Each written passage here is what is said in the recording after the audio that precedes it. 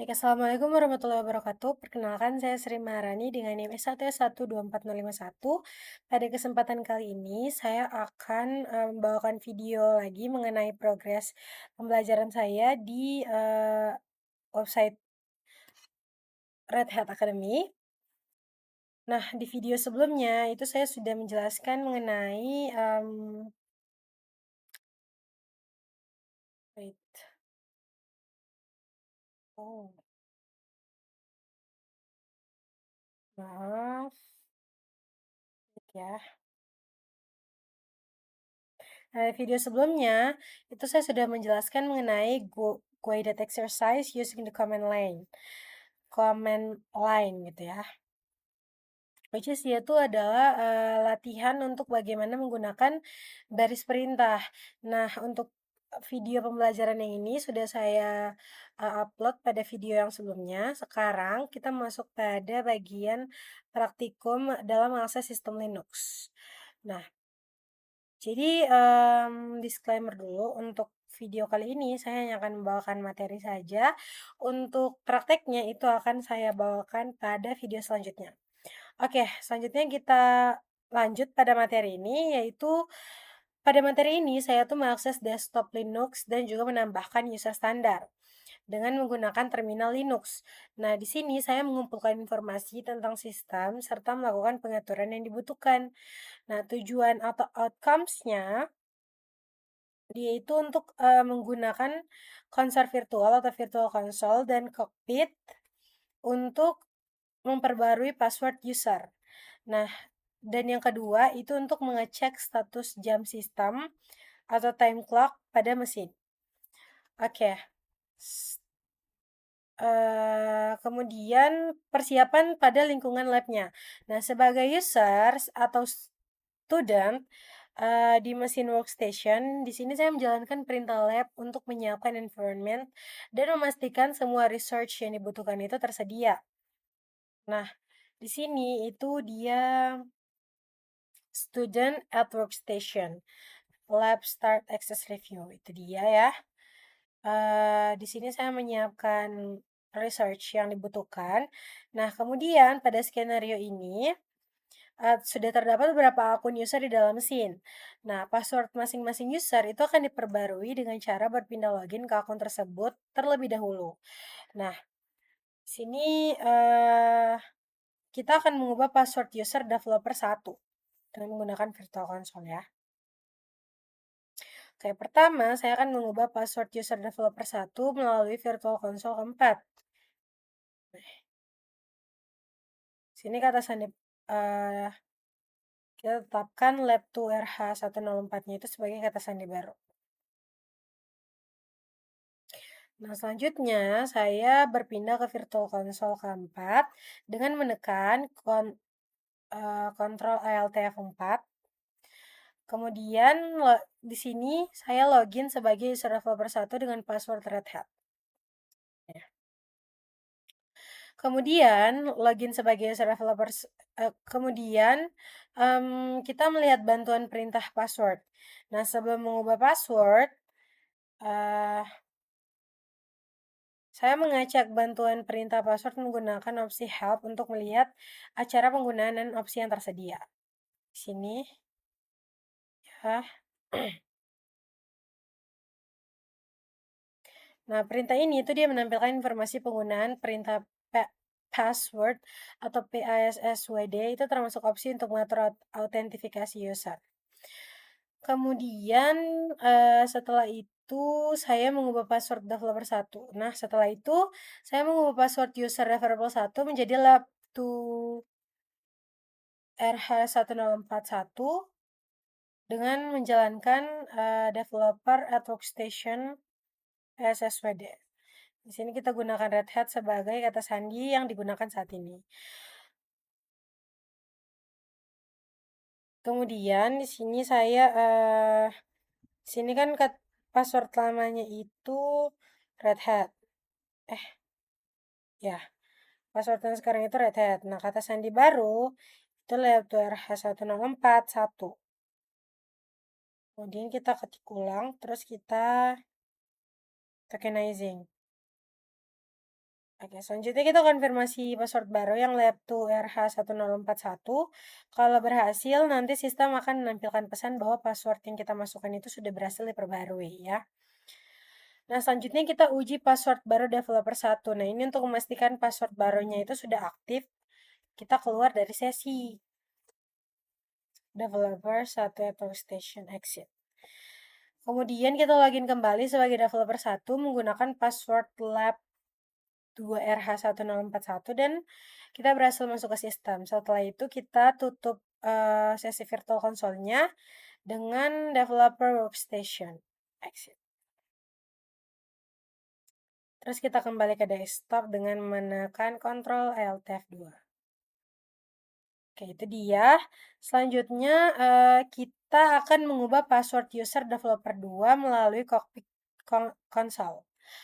Di sini kita akan buka browser dengan cara kita klik activities di pojok kiri atas desktop, terus kita akan mengakses alamat berikut di Firefox ya. Kita ketik dan pilih Firefox, terus kita navigasi atau kita akses alamat https localhost 9090.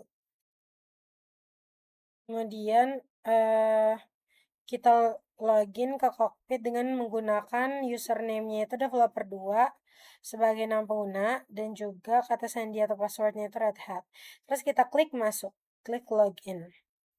Selanjutnya di panel sebelah kiri kita akan klik akun, kita pilih menu accounts, terus developer 2. Nah, selanjutnya kita klik set password atau atur kata sandi. Nah, selanjutnya kita gunakan Red Hat sebagai kata sandi lama ya. Old passwordnya itu Red Hat. Selanjutnya new passwordnya kita pakai lab2rh1042. Terus kita konfirmasikan password barunya. Terus kita klik set password. Terus kita pastikan bahwa password user developer 2-nya itu sudah berhasil diperbarui. Kemudian kita verifikasi password baru developer 2 untuk pastikan kalau password barunya itu berfungsi. Sini kita klik session di pojok kanan atas. Terus kita klik logout. Selanjutnya kita login kembali ke cockpit dengan menggunakan developer 2 sebagai username-nya, terus passwordnya itu lab2rh1042. Nah, kalau sudah berhasil login, kita akan kembali logout dari cockpit, terus kita tutup jendela Firefox-nya. Terus kita pastikan kalau jam sistemnya itu tersinkronisasi. Di langkah ketiga, kita pastikan jam sistemnya itu tersinkronisasi dengan server waktu. Sini solusinya itu kita cek dulu waktu sistemnya menggunakan perintah student at workstation date ya, yang ini. Nah, perintah ini tuh hanya akan menampilkan tanggal dan waktu, tapi belum cukup untuk memastikan apakah jam sistemnya itu sudah tersinkronisasi dengan time servernya atau belum. Nah, kita cek sinkronisasi waktu dengan time detect L nih, seperti ini tulisannya. Nah, untuk memastikan sinkronisasi waktunya itu kita jalankan student workstation time.ctl. Nanti outputnya itu dia menunjukkan waktu lokalnya itu Jumat. Atau ya kalau ini tes Jumat 2023 ini ya bisa dibaca. Terus zona waktunya, waktu universalnya, terus status sinkronasi jam sistemnya, terus ada status layanan NTP-nya juga. Terus ada sistem clock synchronize-nya, yes, NTP service active itu. Nah, dari hasilnya ini, kita dapat pastikan kalau jam sistemnya itu sudah tersinkronisasi dengan time server. Terus kita masuk di bagian evaluasi. Sebagai user student, saya menjalankan perintah berikut untuk menilai hasil pekerjaan lab student workstation lab grade access review ya. Kalau ada kesalahan, perintah ini bisa dijalankan ulang setelah melakukan perbaikan sampai hasilnya berhasil. Terus kita selesaikan labnya. Sebagai langkah terakhir, kita selesaikan lab dengan menjalankan perintah student workstation lab finish access review. Ini tuh penting ya untuk pastikan kalau tidak ada research dari lab sebelumnya yang pengaruhi latihan selanjutnya. Itu dia, selanjutnya kita masuk pada bagian ringkasan atau summary dari chapter 2 ini. Oke, untuk poin yang pertama, itu Linux mendukung banyak user secara yang bisa login ke dalamnya itu secara bersamaan. Dan setiap user itu dia bisa memiliki home directory sorry, home directory pribadi masing-masing. Terus, poin kedua, itu Linux memiliki akun administrator yang direpresentasikan oleh user root. Nah, akun ini itu dia tidak ditujukan untuk penggunaan sehari-hari karena user root-nya itu tidak memiliki batasan dalam memodifikasi bahkan menghapus konfigurasi sistem yang sifatnya itu kritis atau sensitif. Nah, pada beberapa selanjutnya di poin ketiga, pada beberapa environment seperti virtualisasi atau cloud, komputer itu dia bisa saja tidak memiliki antarmuka grafis. Nah, dalam kondisi ini, Linux itu tetap bisa digunakan baik melalui antarmuka grafis maupun command line interface atau CLI. Selanjutnya Genome. Nah, Genome itu dia merupakan lingkungan grafis default pada banyak sistem Linux. Eh, Genome itu dia menyediakan sistem jendela atau windowing system yang tampilannya mirip dengan desktop pada komputer umumnya. Terus ada Cockpit. Cockpit itu adalah antarmuka yang berbasis website yang dapat digunakan secara remote untuk melihat spesifikasi sistem dan bahkan menjalankan perintahnya. Nah, Cockpit itu dia bekerja dengan menggunakan modul untuk berinteraksi langsung dengan sistem operasi di bawahnya. Nah, Linux itu juga menggunakan konsol virtual atau virtual console yang disebut TTY console. Nah, untuk ini dia tuh fungsinya untuk menyediakan sesi login yang terpisah pada satu komputer yang sama. Untuk menghindarinya, kita harus sering berpindah antar konsol. Kita bisa menggunakan terminal di mana usernya itu sudah otomatis login dan bisa langsung menjalankan perintah. Nah, baik konsol maupun terminal dalam menjalankan Linux Shell itu memungkinkan interaksi dengan sistem secara lebih efisien melalui penggunaan shortcut. Nah, perintah bawaan built-in commands serta kemampuan pemrograman. Itu dia untuk chapter 2. Sekarang kita masuk pada chapter 3, yaitu mengelola file di Linux. Mengontrol output perintah, atau controlling command output. Nah, tujuannya itu pada bagian ini tuh kita akan mempelajari cara mengontrol output perintah dengan menggunakan filtering dan redirection syntax. Kita mengontrol output perintahnya. Nah, ungkapan-ungkapan yang sering dikenal eh, di Linux itu semuanya adalah file ya. Di Linux itu semuanya adalah file. Terus kita akan menggambarkan arsitektur dari sistem operasi Linux. Semua hal di dalam sistem, mulai dari proses, file, hingga directory, itu direpresentasikan sebagai file descriptor yang diabstraksikan melalui virtual file system yang ada di dalam kernel. Ya.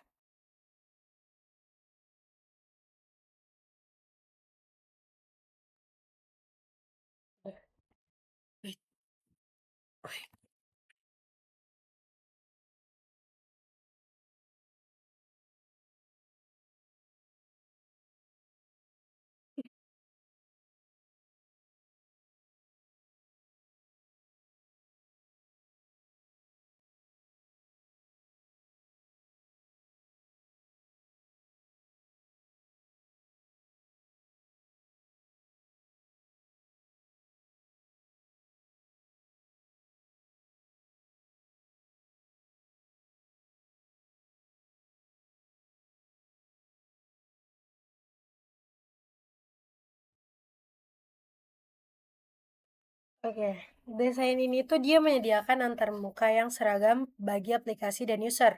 Jadi Linux itu menyediakan banyak teknik untuk memproses file descriptor menjadi file yang dapat diakses oleh user. Nah, salah satu teknik tersebut itu adalah redirect input dan output. Saya sharing. Ini ya, redirect input dan output. Ketika kita buka terminal, sistem menerima input dari keyboard. Nah, terus sistem mengirim output program dan error ke layar. Nah, dalam Linux, pengiriman output itu menggunakan tiga alur input-output atau I/O utama, yaitu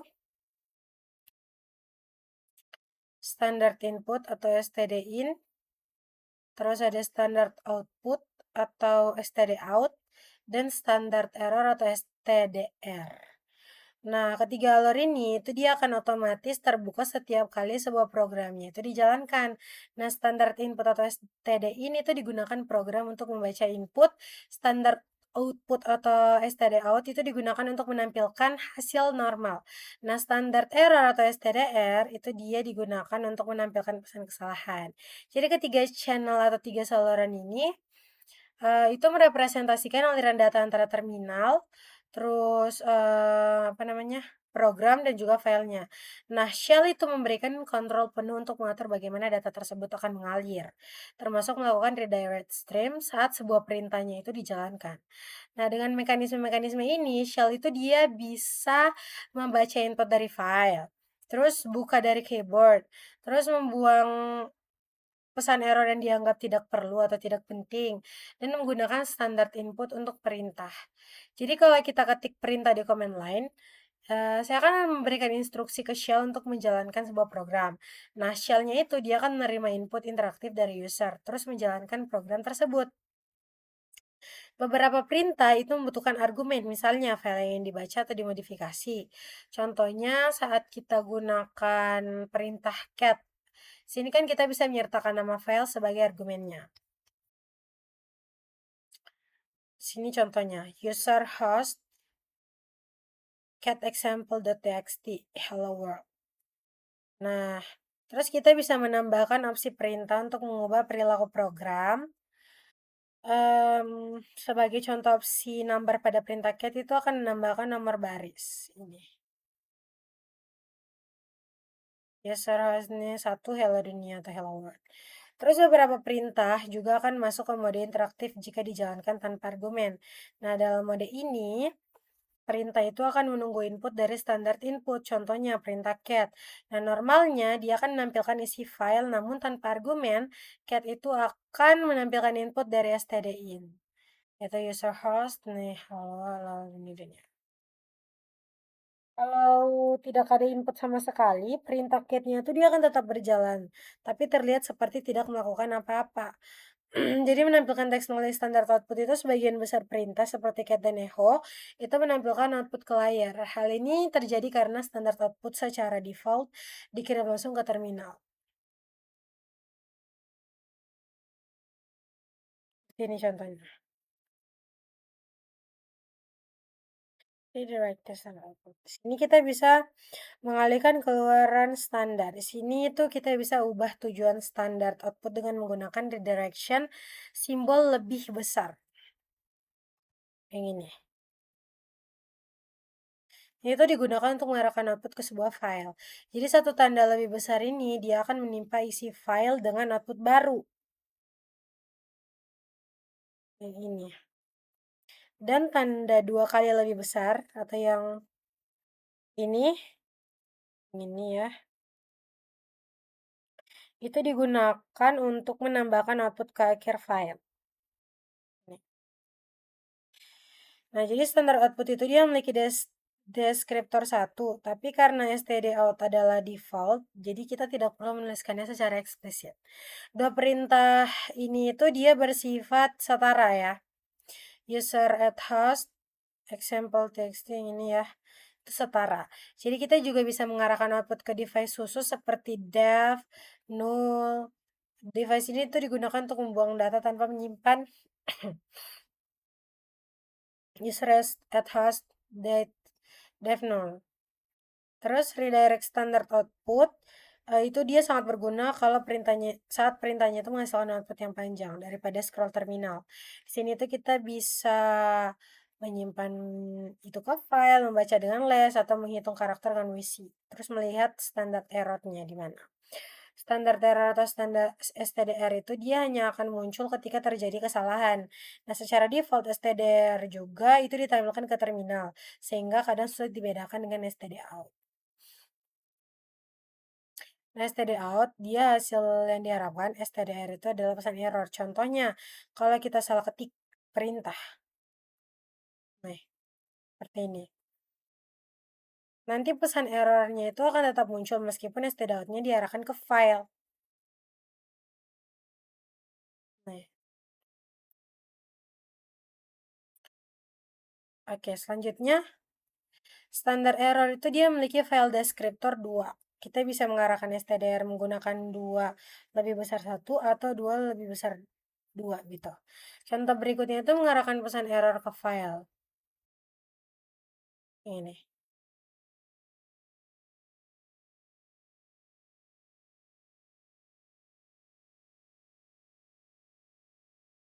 Si file error itu bisa dilihat dengan ini.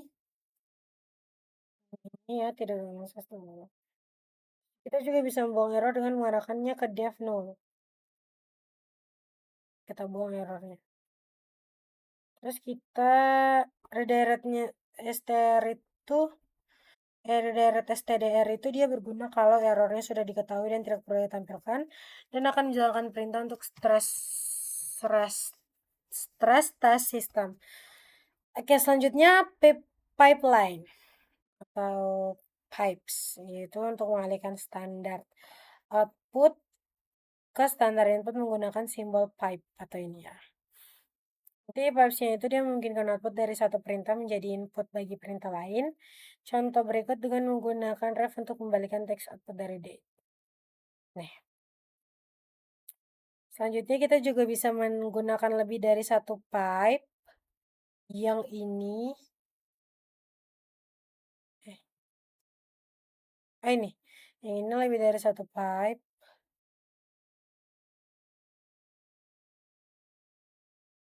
Terus kita akan memfilter baris tertentu, sort B.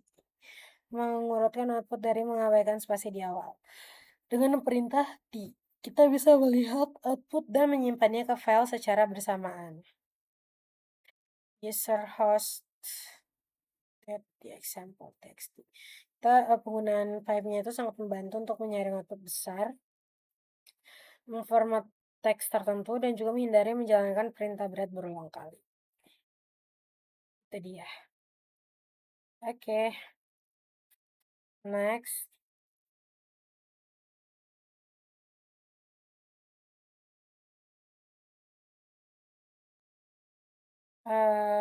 Guide exercise.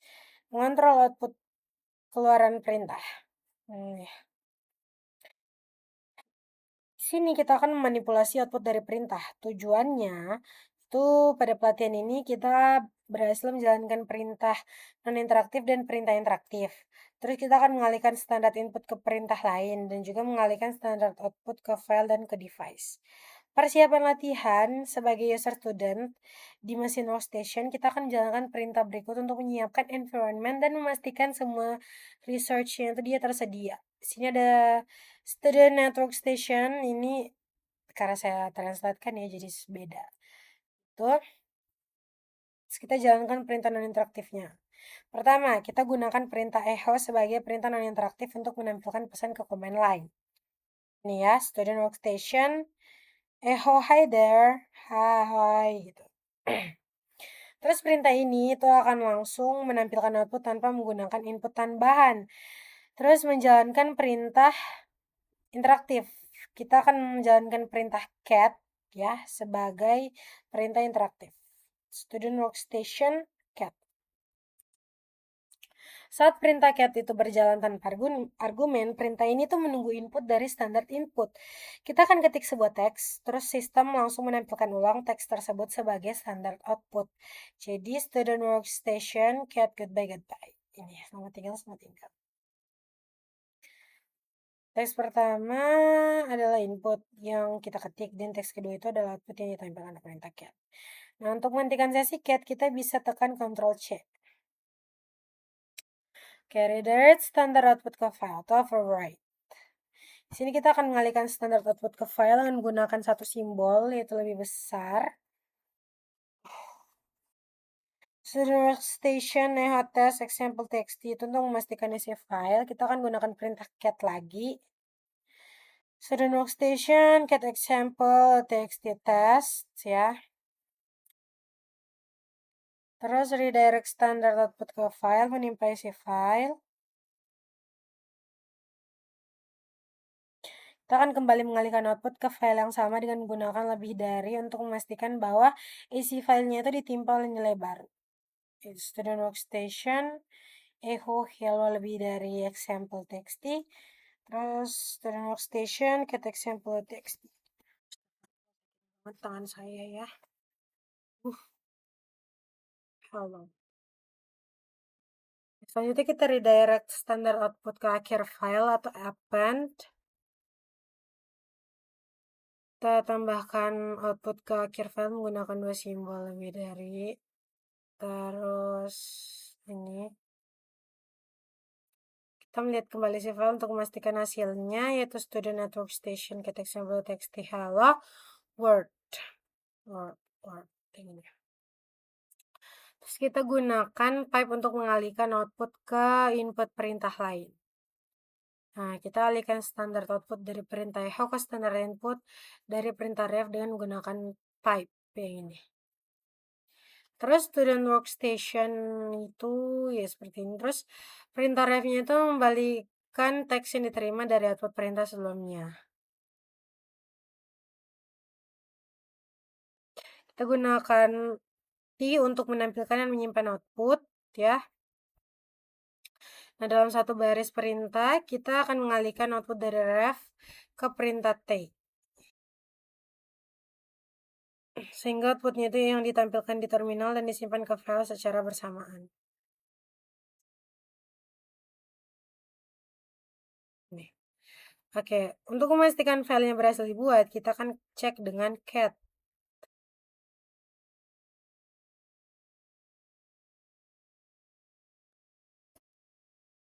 Ini menghasilkan error di standar error. Untuk menjalankan perintah is pada direktori yang tidak ada untuk menghasilkan perintah error di standar error. Ini. Dan station is void, is cannot access void.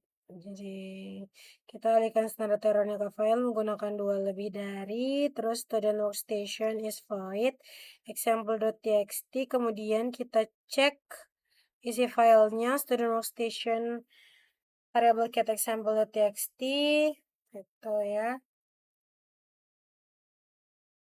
Terus kita kembali mengalihkan standar error ke file yang sama menggunakan dua lebih dari untuk menambahkan error ke akhir file. Terus si file sekarang itu dia berisi 2 pesan error. Nih. Terakhir kita akan mengalihkan standar errornya itu ke device dev null untuk membuang pesan error. Perintah ini tidak menampilkan output apapun karena pesan errornya itu sudah dibuang oleh sistem. Sekarang kita selesaikan latihannya. Sebagai langkah terakhir, kita akan selesaikan latihan dengan menjalankan perintah student workstation let finish file stream. Ini juga sangat penting karena untuk memastikan research dari file sebelumnya, dari latihan sebelumnya itu tidak mempengaruhi latihan berikutnya. Oke, selanjutnya next kita masuk di sini.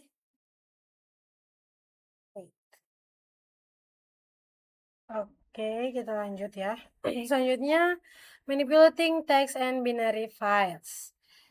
Atau manipulasi file teks dan binar. Tujuannya itu untuk membedakan antara file teks dan file binar. Banyak ya materinya. Oke, kita bahas. Gambaran umum file teks dan file binar. Linux itu mendukung berbagai jenis file seperti directory, file reguler, pipe, dan socket. Pada materi ini kita akan fokus ke directory dan file reguler dulu, karena itu yang paling sering digunakan oleh user biasa. File reguler itu terbagi menjadi dua, ada file teks dan juga file binar.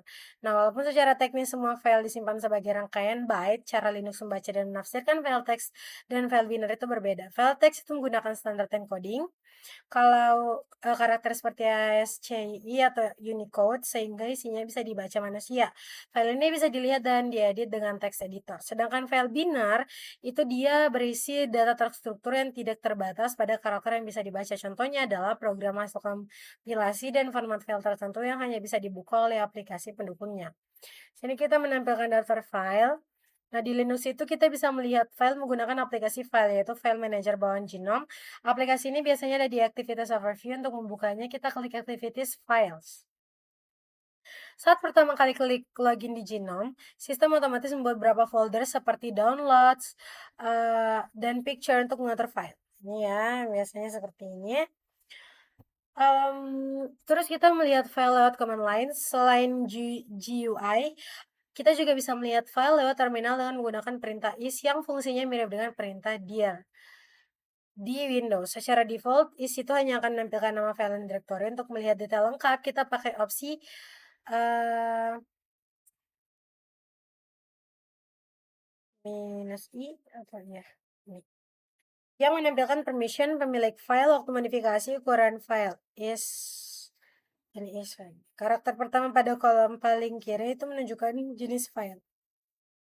Ini. Mana yang reguler ya?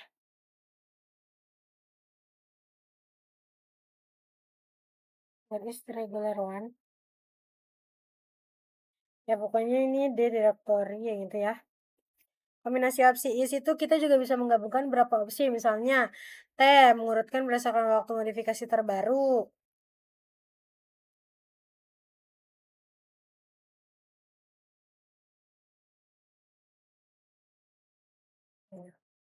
Terus file menampilkan ukuran file dalam format yang mudah dibaca manusia. Terus ada is LTH juga. Itu dia berguna kalau mau mencari file yang terakhir kita edit. Nah, konversi penamaan Linux. Penamaan file astagfirullah. Di Linux itu disarankan tidak menggunakan spasi pada nama filenya. Ya, terangnya deh. Karena shell itu dia menggunakan spasi untuk memisahkan argumen perintah. Contohnya file inventory XLSX itu bisa diakses dengan normal, tapi file bernama my shopping list itu akan error kalau tidak ditangani dengan benar.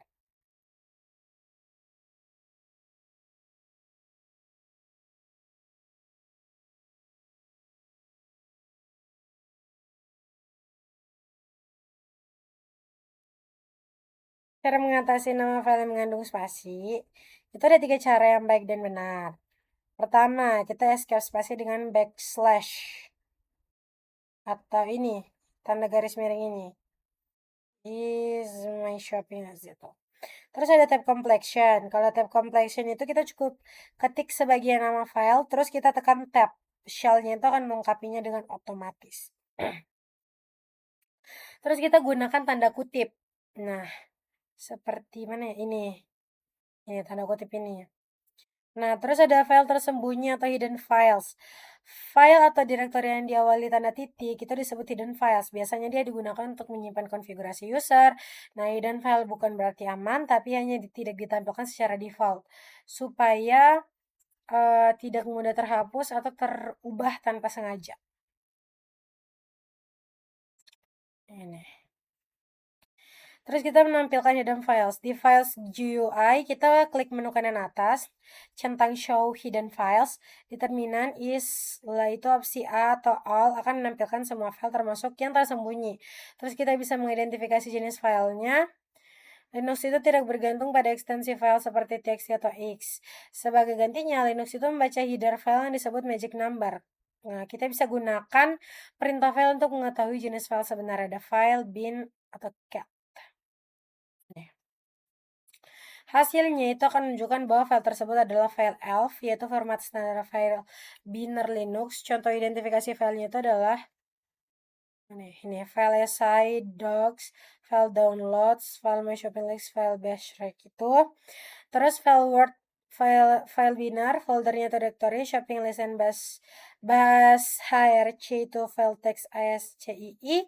Terus file textnya itu sebagian besar file yang kita buat lewat terminal itu adalah file text, itu termasuk file konfigurasi, script, dictionary bawaan sistem. Mau lihat isi file text, kita bisa melihat isi file text dengan cat-nya itu akan menempelkan seluruh isi file, less-nya itu menempelkan isi file secara bertahap atau pegging, terus ada cat dictionary, less dictionary, gitu. Perintah less itu lebih aman untuk file besar karena bisa di-scroll.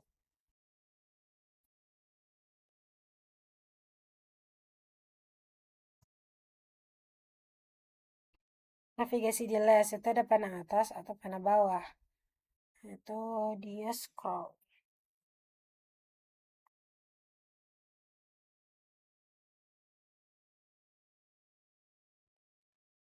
H itu untuk help, Q untuk keluar, head, tail, dan WC itu head untuk menampilkan baris awal file, tail itu baris akhir file, dan WC itu untuk menghitung baris kata dan karakter.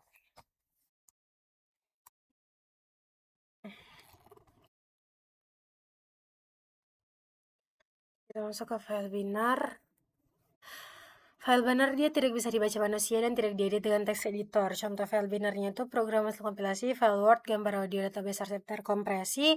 Nah, walaupun file .xs-nya itu dia berisi teks, formatnya tetap binar karena ada struktur dan metadata internalnya. Terus kita melihat file binarnya itu tidak boleh dibuka ya dengan cat atau less karena isinya itu tidak akan terbaca, bisa merusak tampilan terminal juga. Nah, kalau terminalnya jadi error setelah membuka file binar, kita bisa membalikannya dengan sttysend.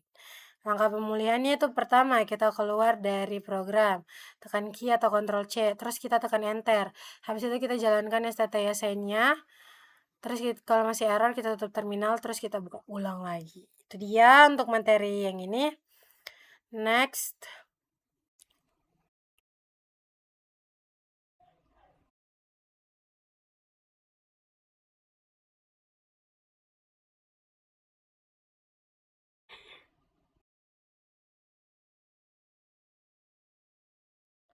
Selanjutnya apa ya?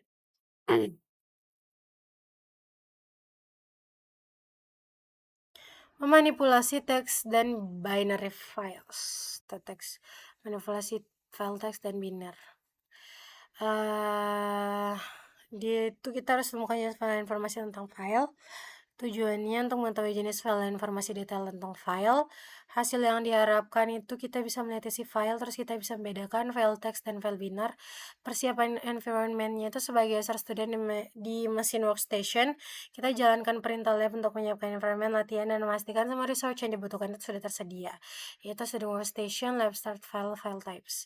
Instruksinya, 1. Kita menambahkan file dan directory di directory menggunakan command line. Di sini kita tampilkan daftar filenya dan directory di directory kerja saat ini menggunakan print ls, student workstation ls ini ya. Terus yang kedua kita tampilkan file dengan format listing. Sini kita gunakan opsi 1 untuk melihat detail file seperti permission, owner, ukuran, dan modifikasi. Ini dari outputnya ini kita bisa bedakan direktori awal itu huruf D dan file biasa itu diawali tanda minus. Oke, yang ketiga kita menampilkan ukuran file dalam format yang mudah dibaca. Kita bisa gabungkan opsi L dan H agar ukuran file itu yang ditampilkan dalam format human readable. Ya, ini student workstation. Sekarang ukuran filenya itu readme.md tampil sebagai 3,6K, bukan dalam byte mentah. Selanjutnya langkah keempat, itu kita harus mengetahui jenis file.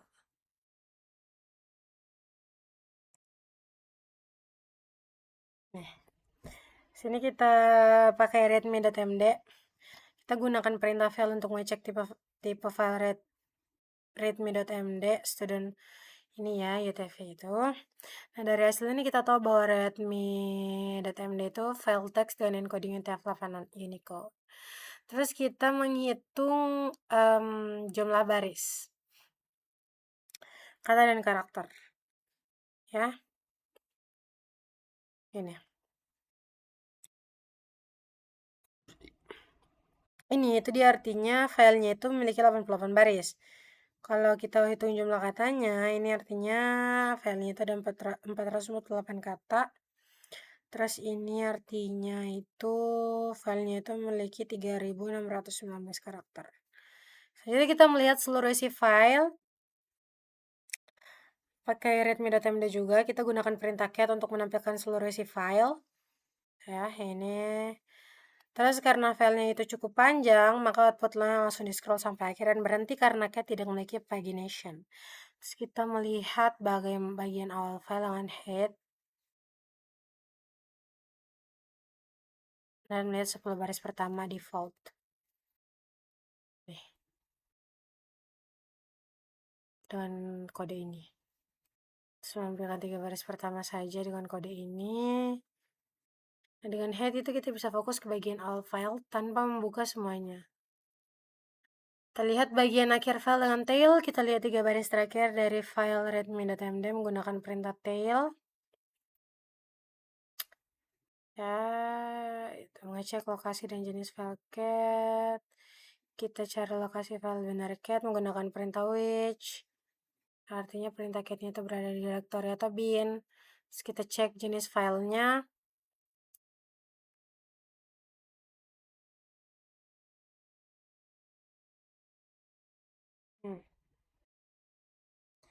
Terus mencoba membuka file binary dengan cat. Pakai kode ini. Output yang munculnya itu dia akan berupa karakter acak seperti ini. Karena file binary itu tidak bisa dibaca sebagai teks. Ini contoh kesalahan umumnya dan dari sini kita bisa mengenali ciri-ciri file binar. Catatan pentingnya, jika terminalnya itu tiba-tiba tidak merespon atau tampilannya rusak, langkahnya yang bisa kita ambil itu kita tekan Q atau Ctrl C. Terus kita tekan enter, terus kita ketik perintah ini meskipun tidak terlihat di layar itu STTI assign. Nah, kalau masih bermasalah, kita tutup terminal dan buka terminal baru. Mencoba membuka file binar dengan less. Perintah less itu dia memberikan peringatan bahwa file tersebut itu kemungkinan adalah file binar. Saat diminta konfirmasi, kita memilih N untuk tidak melanjutkan. Ini menunjukkan bahwa less itu dia lebih aman dibandingkan cat untuk file binar. Selesai. Setelah latihan selesai, kita menjalankan perintah berikut untuk membersihkan environment dan memastikan tidak ada research yang mengganggu latihan selanjutnya. Nih, sini maksudnya. Student workstation, lab finish, file types. Oke, next.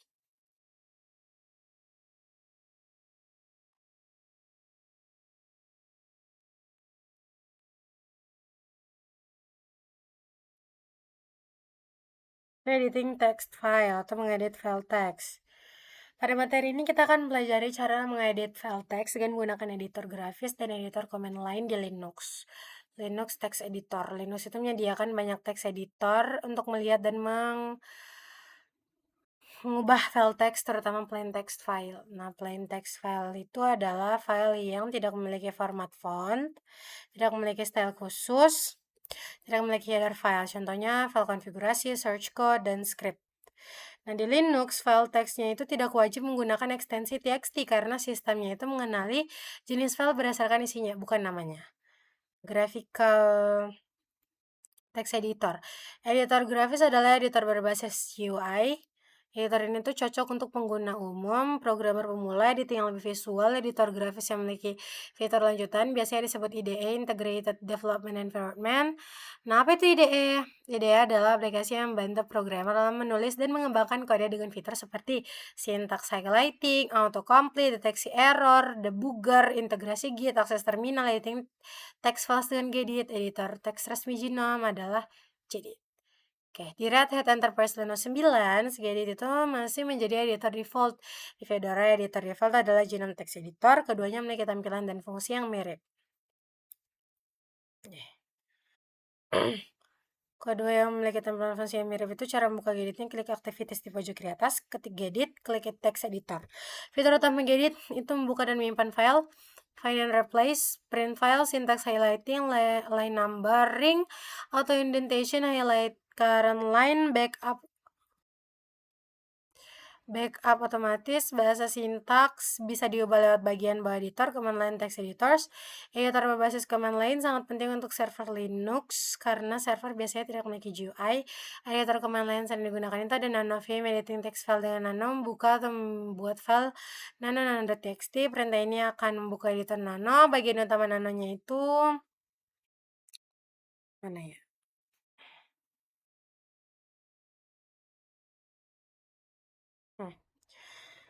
Itu ada title bar. Title bar itu dia menampilkan nama file dan status perubahan. Terus ada edit window. Itu area tempat mengetik dan mengedit teks. Terus ada status bar itu menampilkan pesan penting. Ada helpline yang menampilkan shortcut perintah di bagian bawah. Shortcut di Nano itu semua shortcutnya menggunakan control, tidak menggunakan tombol shift. Terus lowercase, contoh, control G itu menampilkan bantuan, control O itu menampilkan menyimpan file, terus Ctrl X itu keluar dari Nano. Kalau tanda yang seperti ini, itu berarti tombol kontrol huruf M, berarti tombol LT garing super. Kelebihan dan kekurangannya Nano sendiri itu dia mudah dipelajari dan juga cocok untuk pemula. Kalau kekurangannya dia fiturnya terbatas dan kurang cocok untuk proyek besar. Terus editing text file dengan Vim itu membuka atau membuat file vim.txt. Vim itu dia memiliki beberapa mode, tapi yang utama ada dua. Ada command mode, normal mode, yang ini. Terus mode itu tuh mode awal saat Vim dibuka, terus digunakan untuk navigasi dan perintah. Terus ada insert mode, itu digunakan untuk mengetik teks, perpindahan mode, ya, itu masuk insert mode. Terus ada ESC, kembali ke command mode, terus perintah dasar Vim, command mode. Nah, terus ada simpan file, Q keluar, nama file simpan dengan nama baru, Q keluar tanpa menyimpan, belajar Vim dengan Vim tutor, Vim menyediakan tutorial bawaan yang berisi dasar mendengar lanjutan. Ini tuh sangat direkomendasikan untuk pemula. Intinya pada materi kali ini itu saya belajar cara mengedit file teks di Linux menggunakan editor grafis seperti Gedit serta editor command line seperti Nano dan Vim. Setiap editor itu memiliki kelebihan masing-masing tergantung kebutuhan dan lingkungan kerjanya. Oke, next.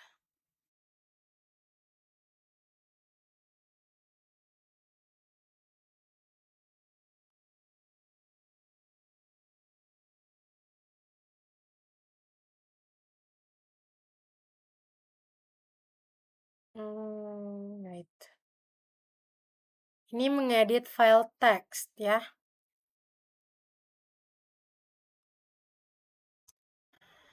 Nah, di sini tuh kita gunakan berbagai editor untuk modifikasi file. Hasilnya tuh kita gunakan editor baris perintah Nano untuk membuat dan mengedit file.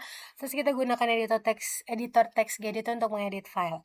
Nah, sebagai student pengguna di workstation mesin, ini kita gunakan lab perintah untuk mempersiapkan lingkungan untuk latihan ini dan memastikan bahwa semua sumber daya yang dibutuhkannya itu tersedia dengan student workstation lab start files edit. Pertama, kita membuat file dengan Nano. Selanjutnya kita akan gunakan Nano untuk membuat file baru bernama mytasklist.txt. Ketika editor Nano terbuka, itu terlihat nama file di title bar dan status new file yang menandakan bahwa file ini belum pernah dibuat sebelumnya. Ini menambahkan isi file. Kemudian kita ketik dua baris teks berikut ke dalam file. Always remember to make backups for using the command line. Kita harus selalu ingat setelah mengetiknya itu kita keluar dari Nano dengan menekan Ctrl X lalu menekan Y untuk menyimpan file dan enter untuk mengkonfirmasi nama file. Oke, selanjutnya kita cek file dari terminal. Itu kita pastikan filenya itu berhasil dibuat dengan menggunakan perintah yes ya. File mytasklist.txt sudah muncul di directory. Terus kita menampilkan isi file menggunakan perintah cat. Wait, saya lihat dulu berapa menit. 8 menit, kill. Lanjut. Terlihat dua baris teks yang tadi kita masukkan, terus kita edit file dengan Gedit. Selanjutnya kita akan ngedit file yang sama menggunakan Gedit, yaitu editor berbasis grafis ya. Untuk membuka Gedit, kita akan menekan tombol super, yaitu mengetik Gedit, lalu membuka aplikasi text editor. Terus kita buka file di Gedit. Di dalam Gedit, kita akan memilih open, lalu masuk ke home directory, memilih file mytask.txt, dan membukanya. Setelah file terbuka, kita akan menambahkan satu baris baru di baris ketiga dengan menekan enter. Lalu kita ketik learn and practice during your free time. Di bagian atas editor muncul tanda bintang, ya, yang menandakan bahwa file itu telah diubah tetapi belum disimpan, menyimpan dan menutup file. Kita kemudian menekan tombol save untuk menyimpan perubahan dan menutup jendela Gedit. Verifikasi perubahan. Untuk memastikan perubahan itu berhasil, kita akan kembali ke terminal dan menampilkan isi file menggunakan perintah cat. Cat mytask.txt. Sekarang filenya itu sudah berisi 3 baris teks termasuk baris yang baru saja ditambahkan menggunakan Gedit. Nanti kita selesaikan labnya. Setelah semua langkah selesai, kita akan mengakhiri exercise dengan menjalankan perintah berikut. Lab finish files edit. Nah, perintah ini sama seperti perintah-perintah sebelumnya. Jadi intinya di chapter ini atau bagian yang ini di guided exercise saya belajar menggunakan Nano untuk membuat dan mengedit file melalui command line serta menggunakan Gedit untuk mengedit file teks secara grafis. Kedua editor ini sangat berguna sesuai dengan kebutuhan dan kondisi sistemnya masing-masing.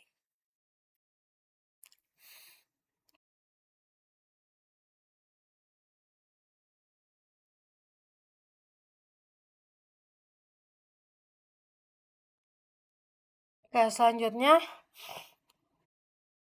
di sini kita mengelola file di Linux, mengedit file menggunakan pemfilteran dan pengalihan, serta memanipulasi output perintah. Hasilnya, kita akan menginterpretasikan daftar direktori dan mengidentifikasi jenis file. Sini kita lakukan pengalihan output perintah ke dalam file, terus kita gunakan editor teks baris perintah untuk ubah filenya, terus kita gunakan pipeline perintah untuk manipulasi output perintah. Di sini sebagai student pengguna di workstation mesin tersebut, kita gunakanlah perintah untuk mempersiapkan lingkungan untuk latihan ini dan untuk memastikan bahwa sumber daya yang dibutuhkan tersedia. Pakai student workstation kerja live stars files review. Nah, di latihan ini kita akan membuat beberapa file teks. Di sini kita dapat membuka file teks ini dengan mengarahkan output perintah. Oh, I forgot this one. Papa. Oke, instruksi pertama dalam file aplikasi, navigasikan ke Real System Roles Directory dan temukan file tersembunyi. Periksa file tersembunyi dan buat atribut txt, file untuk menyimpan atribut spesifik dari file tersebut. Nah, si file tersebut atribut txt seharusnya terlihat mirip dengan contoh berikut ini, yaitu nama filenya, contoh, ukuran filenya 500 byte, dan tipe filenya itu data. Oke, selanjutnya kita buka aplikasi berkas dengan mengklik aktivitas berkas, arahkan ke Real System Roles Directory tersebut. Terus kita klik menu aplikasi di kanan atas, terus kita pilih kotak centang tampilkan berkas tersembunyi. Nah, selanjutnya kita identifikasi file tersembunyi itu dengan meninjau nama file.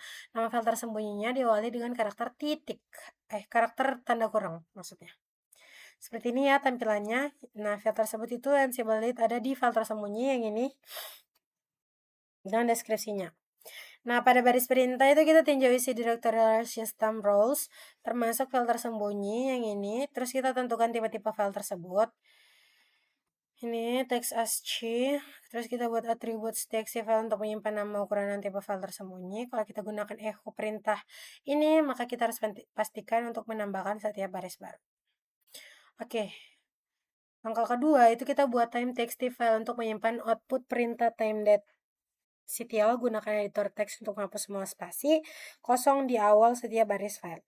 Kita gunakan pipe untuk melihat isi file time.txt dengan mengurutkan isi file secara alfabetis terbalik menggunakan sort perintah tersebut. Kita buat time sort.txt file dan simpan hasil pengurutannya. Terus kita periksa jumlah kata dalam words file yang sudah ada. Kita buat words count.txt, file baru untuk menyimpan jumlah kata. Selain itu kita buat zzz.txt, file untuk menyimpan 26 baris terakhir dari words file ini. Terus kita gunakan editor Nano untuk mengganti semua z huruf kapital dengan z huruf kecil dan simpan perubahannya kita. Terus kita identifikasi tipe file tersebut menggunakan var lock last lock.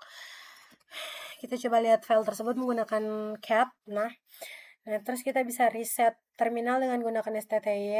Perintah tersebut jika terminal tidak berfungsi, kita gunakan last lock perintah untuk memproses var lock last lock file dari outputnya. Identifikasi per terminal yang GDM digunakan pengguna saat login terakhir dan simpan file nilainya di GDM text file. Terus identifikasi berapa banyak berkas zona waktu berbasis kode yang tersimpan di zona info directory untuk benua Asia. Terus kita buat ASEAN CTS TXT berkas 6 berkas zona waktu yang dibutuhkan. Terus kita hitung jumlah kota dalam ASEAN CTS TXT berkas dan simpan di sini. Berkas baru, terus dapatkan daftar berkas zona waktu yang telah diurutkan dari kota-kota di Eropa. Terus daftar yang dihasilkan itu simpan 10 kota pertama di dalam file ini. Selain itu balikkan setiap baris berkas ini berdasarkan karakter dan simpan hasil ke dalam file yang ini. Evaluasi sebagai student pengguna di workstation mesinnya ini tuh digunakan lab perintah untuk menilai pekerjaannya kita. Perbaiki setiap kesalahan dilaporkan dan jalankan kembali perintah sampai dia berhasil. Di sini sebagai student pengguna di workstation mesin tersebut, kita gunakan lab perintah untuk menyelesaikan latihan ini. Angka ini penting ya, seperti yang sudah saya sebutkan tadi. Oke, yang terakhir akan saya jelaskan di sini itu ada ringkasannya lagi. Oke, di poin pertama itu Linux menggunakan Linux itu menggunakan 3 aliran input output yang berbeda yang disebut input standar, output standar, dan error standar.